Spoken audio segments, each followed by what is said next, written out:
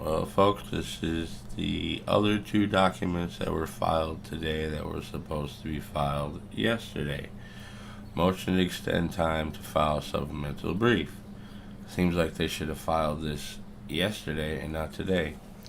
Attorney Michael Griesbach, co-counsel for plaintiff, responded to Netflix motion to compel production documents in response to subpoena, respectfully moves for extension of time pursuant to Federal Civil Rules procedure.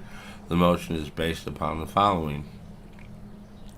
The court directed parties to file simultaneously supplemental briefs on or before June 8, 2022, which Colborn's team did not.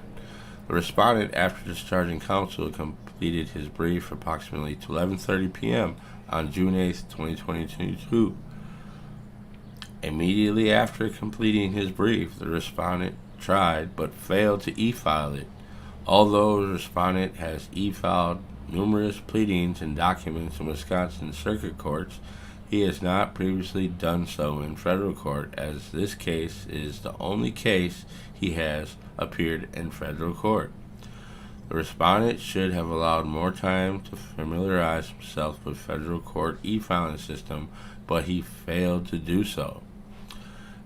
Having failed to successfully e-file his brief, the respondent notified opposing counsel by email explaining the circumstances and attaching the brief. See attached Griesbach Declaration to Company Exhibit. The respondent's brief had not been altered in any respect since he completed it prior to the deadline and emailed it to the opposing counsel. The respondent believes that circumstances detailed above constitute excusable neglect under Rule 6. Wherefore, respondent respectfully requests that the court grant him a one-day extension to file his brief, which is being filed contemporaneously with this motion. So, if the court denies his extension of time, that means his brief was not put in when he was supposed to. Now, this is Michael Griesbach's declaration. I am Michael Griesbach, under penalty of perjury and subject to 28 U.S.C. 1746, declares as follows.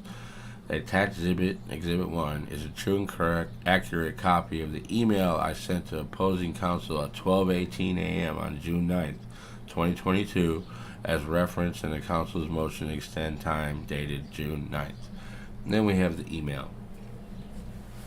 Hello all, I'm attaching my brief which is finished approximately 1 hour ago, 11 p.m. here in Wisconsin. I've tried without success for the last hour to e-file it. My experience with the state e-file system obviously did not transfer over to the federal system. Admittedly, I should have learned the federal system earlier, but I'm hopeful that given the circumstances, counsel of neglect and procedure, defendants will not object to my late filing. I will be contacting the court first thing tomorrow. What are your guys' thoughts on this? Do you think the judge should allow him to submit his brief the day after it was supposed to? And his reasoning is because he's not familiar with the system? I don't think that's a good enough reason.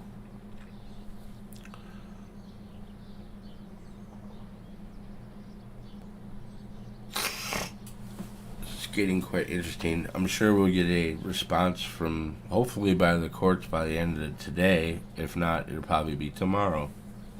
But yeah, it's not looking good for Colborn and his team.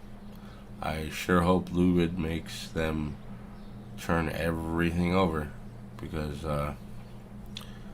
I'm sure there's going to be some good information that Griesbach has that he didn't put in his books.